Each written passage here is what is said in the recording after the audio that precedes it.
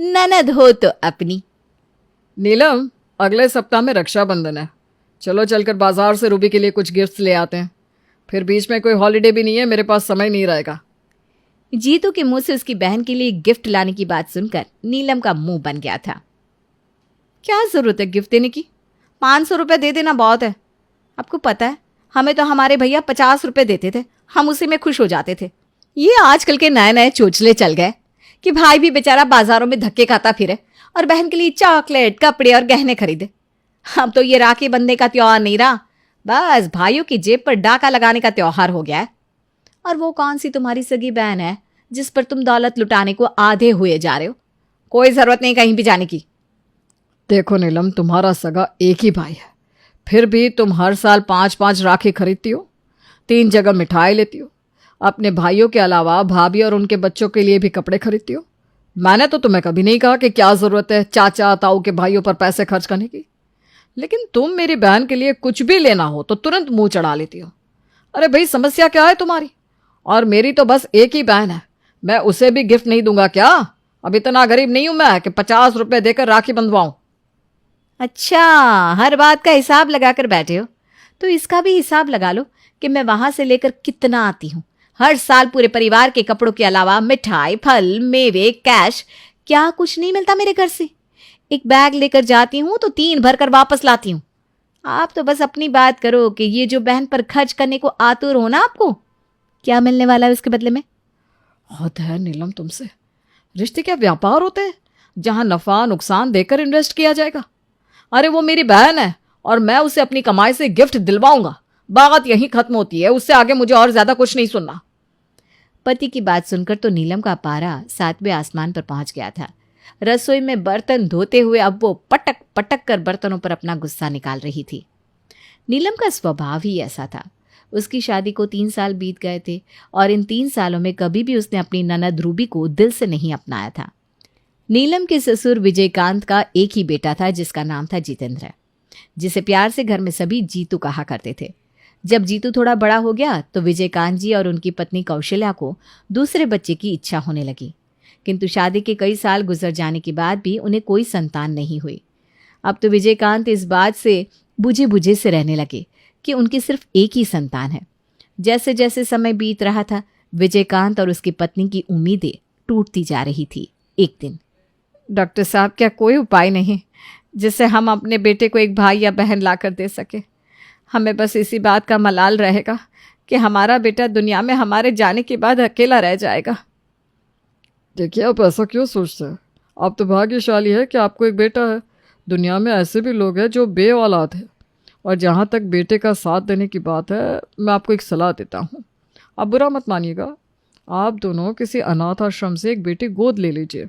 आपको दूसरा बच्चा मिल जाएगा, आपके बेटे को साथ ही, और उस बच्चे का जीवन संवर जाएगा, वो अलग।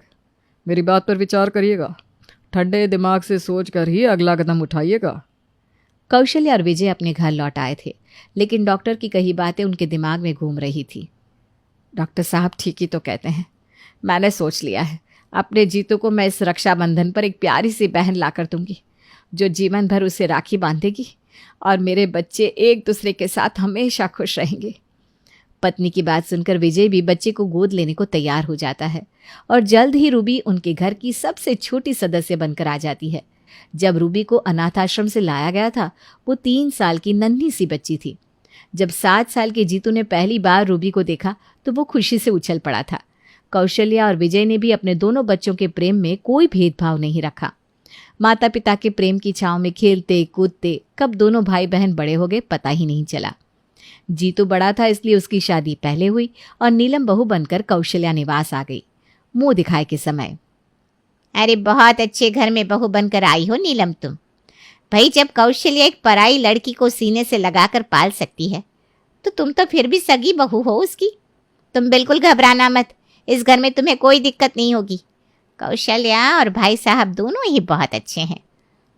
पड़ोसन ने तो नीलम को थोड़ा अच्छा फील कराने के लिए ये सब कहा था, लेकिन नीलम ने ये पराई लड़की वाली बात दिल पर ले ली थी। रात को, सुनिए ना, एक बात बताइए, ये मुंह दिखाए में आने वाली औरतों ने ऐसा क्यों कहा कि आपकी मम्मी ने एक पराई लड़की को सीने से लगाकर पाला है? मतलब किस पराई लड़की के बारे में बात कर रहे थे वो लोग? अरे तुम छोड़ो ना, क्यों बाहर वालों की बातों पर इतना ध्यान देती हो? बाहर वालों की आदत होती है हर बात में नमक मिर्ची लगाने की।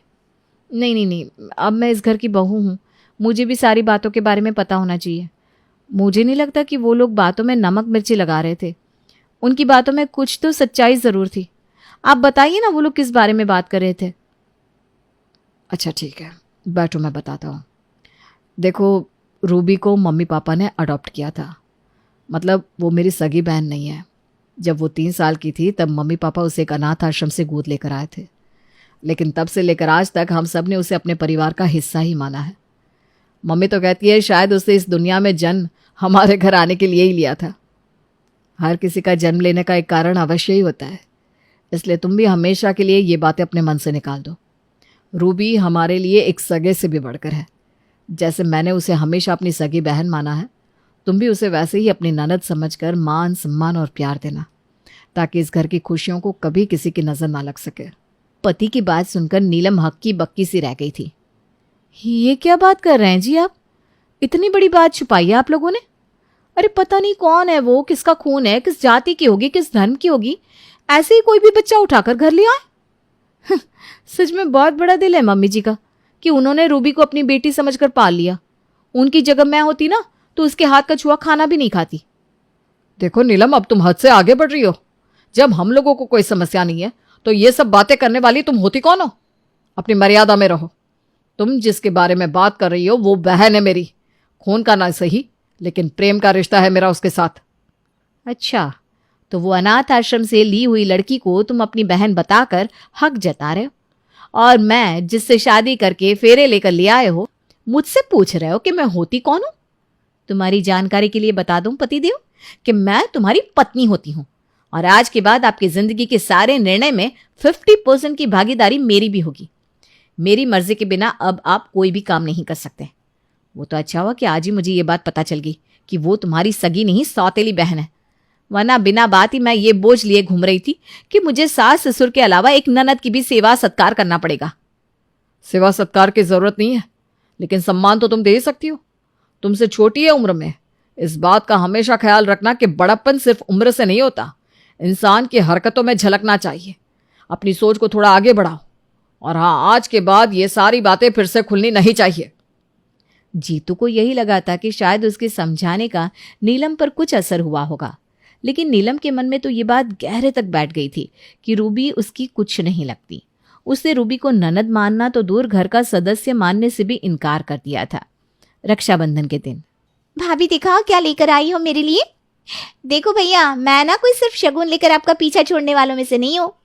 मैंने गिफ्ट के लिए लंबी सी लिस्ट बना रखी है, और वैसे भी अब तो आपकी शादी हो गई है, अब मुझे डबल गिफ्ट मिलना चाहिए। आधे गिफ्ट आपकी तरफ से, आधे भाभी की तरफ से। क्यों भाभी?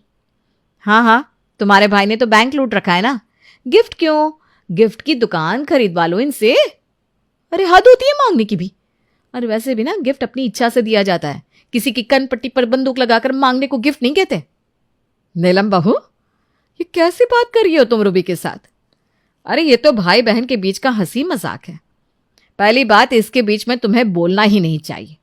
और ऐसा कौन सा लाखों का सामान दे दिया तुमने जो रूबी को ऐसे ताने सुना रही हो? ठीक है, तुम्हें कुछ नहीं देना तो मत देती, लेकिन इस तरह की बातें मत करो। कितना बुरा लगा होगा बेचारी बच्ची को। हाँ, इस घर में सबको सिर्फ रूबी की ही चिंता है। सारी इज्जत बाहर वालों को ही मिल रही है, और जो आपकी सगी बहू है उसकी कोई इज्जत नहीं। मुझसे ऐसे बात करने में मेरा अपमान नहीं हो रहा है ना? देखो, ये सगा सौतेला का पाठ मुझे पढ़ाने की कोशिश मत करना।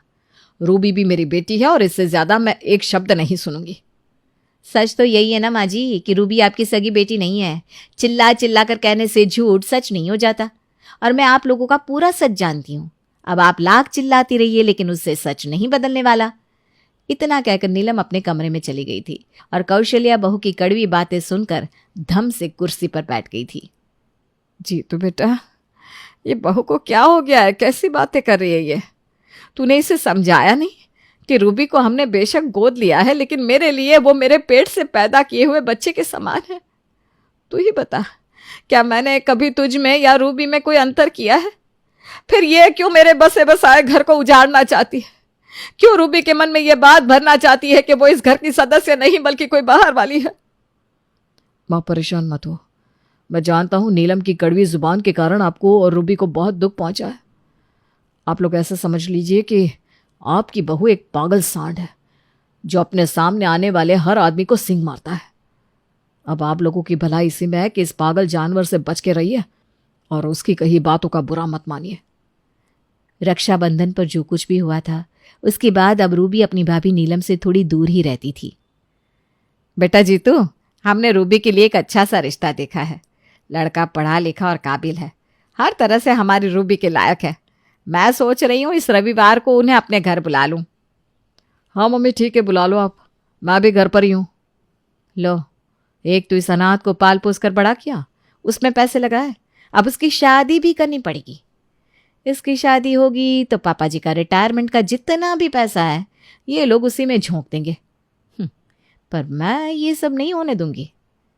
अगर सारी दौलत इस अनाथ पर लुटा देंगे तो कल को हमारे बच्चों के लिए क्या बचेगा? मेरे रहते इसकी शादी तो मैं होने ही नहीं दूंगी लड़के वालों के सामने। मानना पड़ेगा आप लोगों को भाई, वाकई दुनिया में अच्छे लोग आज भी है, वरना सब कुछ जाने के बाद कौन इस रिश्ते को हाँ कहता। बेटा हम कुछ समझ नहीं पाए, तुम कहना क्या चाह रही हो? अब आप लोग इतने अच्छे खानदान से होकर एक अनाथ लड़की को अपनी बहू बनाने के लिए तैयार हो गए तो आप लोगों की हिम्मत की तो दाद देनी ही पड़ेगी। उसमें भी एक ऐसी लड़की जिसकी न जात का पता है न धर्म का, उससे शादी करना तो वाकई बहुत हिम्मत की बात है। सही बताऊं तो अगर ऐसा रिश्ता मेरे भाई के लिए आया होता ना तो चाहे मुझे जो भी करना पड़ता, लेकिन मैं उसकी शादी नहीं होने देती। नीलम बहू, ये क्या बेहूदगी है? मैंने कहा अभी के अभी उठकर अपने कमरे में जाओ, वरना हमसे बुरा कोई नहीं होगा। हाँ माँ जी, मैं तो जा ही रही थी, मुझे भी यहाँ बैठने का कोई शौक नहीं है। सास की बात सुनकर नीलम उठकर अपने कमरे में चली जाती है। माफ कीजिएगा बहन जी, है तो यह हमारी बहू, लेकिन इसका कोई भी लक्षण हमारे परिवार में किसी से नहीं मिलता। पता नहीं क्यों अपनी बेटी के लिए इतनी नफरत अपने मन में लिए घूमती रहती है ये। उम्मीद है कि आपके जैसे समझदार पढ़े लिखे लोग इस बात को मन से नहीं लगाएंगे। और वैसे भी आप लोगों से झूठ बोलकर किसी भी तरह का रिश्ता जोड़ने का हमारा कोई इरादा नहीं है। शादी से पहले हम आपको सब कुछ स्पष्ट बता चुके हैं। अब चिंता मत करिए बहन जी, हमें इस रिश्ते से कोई एतराज़ नहीं है। जब आप लोगों ने रूबी को अपनी बेटी समझकर सीने से लगाकर पाला है तो हमें उसे अपने घर की बहू बनाने में संकोच क्यों? और वैसे भी बच्चा वही बनता है जैसे उसे संस्कार मिलते हैं। अब उसको इतनी अच्छी माँ से संस्कार मिले हैं तो आपकी बेटी में कोई दोष हो ही नहीं सकता। नीलम के ना चाहने पर भी रूबी का रिश्ता विनय के साथ पक्का हो जाता है और अब रूबी शादी करके अपने ससुराल चली जाती है। जिस बात का नीलम को डर था वही होता है। रूबी की शादी में नीलम के ससुर और पति काफ़ी खर्च करते हैं, जिससे रूबी अब नीलम की आंखों में और भी ज़्यादा खटकने लगी थी। शादी के बाद भी रूबी जब भी अपने मायके आती हमेशा नीलम की आंखों में चुभती रहती। मायके से लौटते हुए उसकी विदाई के समय जीतू या कौशल्या जब रूबी को पैसे या कपड़े देते तो उसमें भी नीलम हमेशा ऐतराज ही जताती। इसी तरह धीरे धीरे नीलम की शादी को भी 5 साल बीत जाते हैं। रूबी तो अपने ससुराल में जाकर बहुत खुश थी, लेकिन इधर नीलम की शादी को साल पर साल बीत रहे थे और लाख कोशिश करने के बाद भी वो माँ नहीं बन पा रही थी। मैं तो डॉक्टर के चक्कर लगा लगा कर थक गई हूँ। जिस किसी ने जहां भी बताया मैं हर जगह गई, सिर्फ इसी उम्मीद में कि शायद आज नहीं तो कल भगवान मेरी झोली भर देंगे। लेकिन पता नहीं भगवान ने तो जैसे हमारी तरफ से आंखें ही मोड़ ली है। जिनको इच्छा नहीं है उनके एक के बाद एक बच्चे होते जा रहे हैं और हमें भगवान एक औलाद के लिए इतना तरसा रहा है। मैंने सोच लिया है अब हम लोग IVF के लिए ट्राई करेंगे। 5 साल बहुत लंबा समय होता है जीतू, मैं तो हर जतन कर करके थक गई हूँ। नीलम की बात मानकर लाखों रुपए का खर्चा करके जीतू IVF के लिए भी ट्राई करता है, लेकिन कई बार ट्राई करने के बाद भी IVF के द्वारा भी नीलम मां नहीं बन पाती। हर बार उसका IVF फेल हो जाता। बरसों बीत गए थे लेकिन रोशनी की कोई किरण दिखाई नहीं पड़ रही थी। शादी के 7 साल बाद बस थक गई हूँ मैं डॉक्टर के पास चक्कर लगाते लगाते। अब मैंने सोच लिया है हम अब बच्चे के लिए कहीं नहीं भटकेंगे। अगर हमारे नसीब में होता तो अब तक मिल गया होता। मैंने अब सोचा है कि हम अनाथ आश्रम से अपने लिए एक प्यारा सा बच्चा गोद ले लेंगे। शायद यही हमारी किस्मत में लिखा है। ये कैसी बात कर रही हो तुम नीलम? ऐसे कैसे किसी अनाथ आश्रम से हम बच्चा ले लेंगे? अनाथ आश्रम में रहने वाले बच्चों का ना तो धर्म का पता होता है ना जात का, पता नहीं किसका खून होगा। ऐसे ही किसी के भी बच्चे को मैं अपना नाम नहीं देने वाला। और चलो एक बार को मैं अपनी बात जाने भी दूं, तुम कैसे किसी अनाथ आश्रम के बच्चे को अपना लोगी? जब अनाथ आश्रम से आई हुई मेरी बहन को तुमने इतने सालों में नहीं अपनाया, तो उस बच्चे के भविष्य के साथ तुम क्या करोगी? अगर हमारे परिवार में आने के बाद भी किसी बच्चे को अनाथ वाला जीवन ही जीना है तो उसकी बेहतरी तो इसी में है कि वो अनाथ आश्रम में रहकर ही पले। अपने घर लाकर किसी बच्चे को मैं ऐसी तिरस्कार भरी जिंदगी नहीं दे सकता कि वो हमेशा अपने आप को बिन माँ का समझे। अरे आप ऐसी बातें क्यों कर रहे हैं? मेरे रहते हुए वो अपने आप को बिन माँ का कैसे समझ सकता है? मैं हूं ना, उसे सगी माँ से भी बढ़कर प्यार दूंगी। तुम्हारी बातों पर मैं कैसे यकीन करूं नीलम? तुमने तो इस घर में आने के बाद एक एक दिन मेरी बहन को खून के आंसू रुलाए। जीतू की बात सुनकर नीलम को अपनी गलती का एहसास होता है। वो उसी दिन जाकर रूबी और उसके ससुराल वालों से अपने किए की माफ़ी मांगती है। अपने पति और सास के सामने हाथ जोड़कर माफ़ी मांगने के बाद नीलम एक बच्ची को गोद लेती है और उसकी यशोदा माँ बनकर उसका पालन पोषण करती है।